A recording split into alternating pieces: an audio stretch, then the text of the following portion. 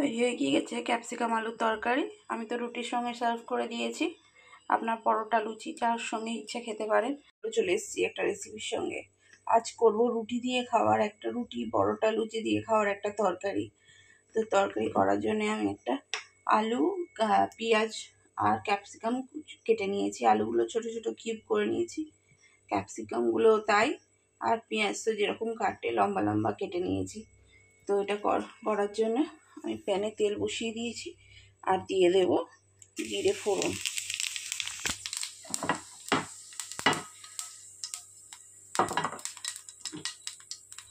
জিরেটা একটু ভেজে নেব, ভেজে নিয়ে আসছি। এটা লাল লাল হয়ে গিয়েছে, এবার দিয়ে দেব আমি কেটে রাখা আলু, পেঁয়াজ আর ক্যাপসিকাম। দিয়ে দিয়েছি আমি সব আলু, পেঁয়াজ, ক্যাপসিকাম। এবার দিয়ে দেবো স্বাদ মতো নুন। এবার এটা খুব ভালো করে ভেজে নেব। এটা কিন্তু আমি প্রেশার কুকারে দিয়ে দেবো ভালো করে কষিয়ে। আপনারা চাইলে ডাইরেক্ট প্রেশার কুকারেও করতে পারেন। তো চলুন আলু, ক্যাপসিকাম আর পেঁয়াজ ভেজে নিয়ে আসছি। সেখানে আমি অল্প আদা রসুন দিয়ে দিয়েছি। দিয়ে দেবো সাথে হলুদ গুঁড়ো,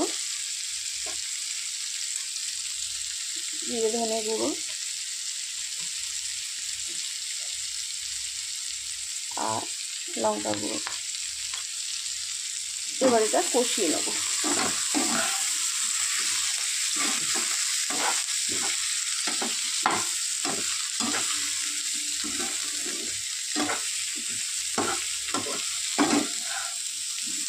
চলুন ভালো করে কষিয়ে নিয়ে আসছি। আলু মশলা দিয়ে খুব ভালো করে কষিয়ে নিয়েছি। এবার দিয়ে দেবো ম্যাগি মশলা অল্প।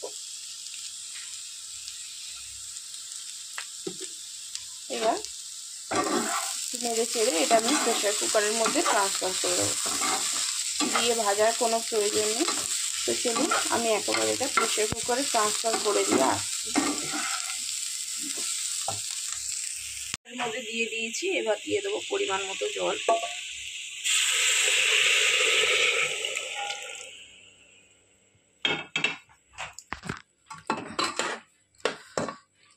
প্রেশার পরিমাণ মতো জল দিয়ে দিয়েছি। এবার এটা আমি ঢাকনা দিয়ে দেবো।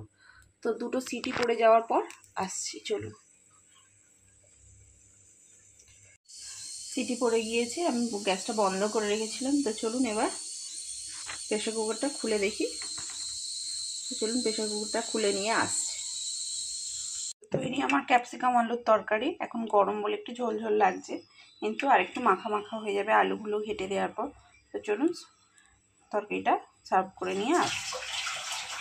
তৈরি হয়ে গিয়েছে ক্যাপসিকাম আলুর তরকারি। আমি তো রুটির সঙ্গে সার্ভ করে দিয়েছি, আপনার পরোটা লুচি যার সঙ্গে ইচ্ছা খেতে পারেন।